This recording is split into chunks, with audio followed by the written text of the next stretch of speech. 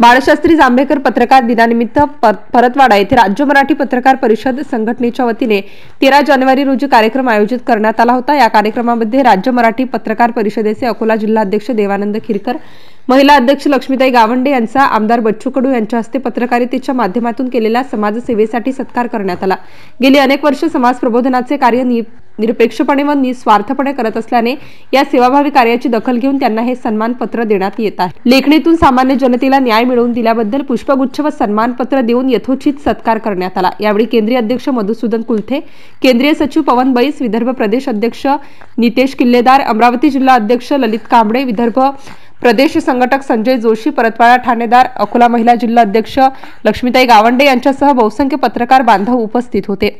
MCN news मराठीकरिता देवानंद खिरकर, अकोट।